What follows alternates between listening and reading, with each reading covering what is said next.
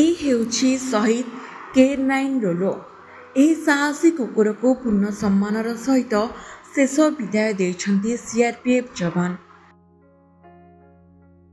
ରୋଲୋକୁ guard of honour ଦିଆଯାଇଛି।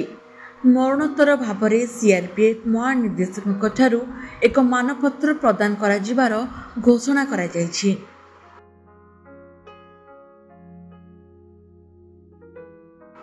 2024 ଏପ୍ରିଲରେ CRPFର 228ତମ ବାଟାଲିୟନରେ ସାମିଲ ହୋଇଥିଲା ରୋଲୋ।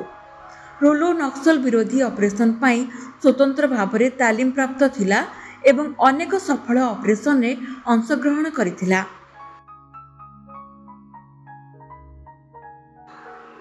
ବିସ୍ଫୋରକ ଚିହ୍ନଟ ଏବଂ ନକ୍ସଲଙ୍କ ଆଡ୍ଡା ଚିହ୍ନଟ କରିବାରେ ପାରଙ୍ଗମ ଥିଲା ସେ, କିନ୍ତୁ ଦୁର୍ଭାଗ୍ୟବଶତଃ ସେ ନକ୍ସଲ ବିରୋଧୀ ଅପରେସନ ବେଳେ ମହୁମାଛିଙ୍କ ଆକ୍ରମଣର ଶିକାର ହୋଇଗଲା।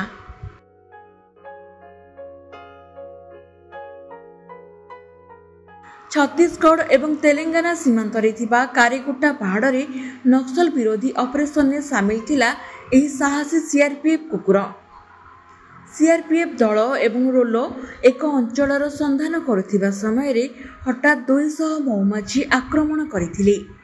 ଏହି ଆକ୍ରମଣରେ 2 ବର୍ଷୀୟ ରୋଲୋ ଶହୀଦ ହୋଇଛି।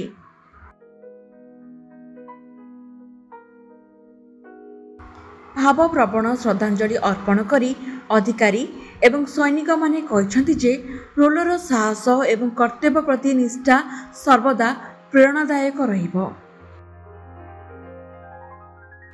ବ୍ୟୁରୋ ରିପୋର୍ଟ, ଓଡ଼ିଶା ସମ୍ବାଦ।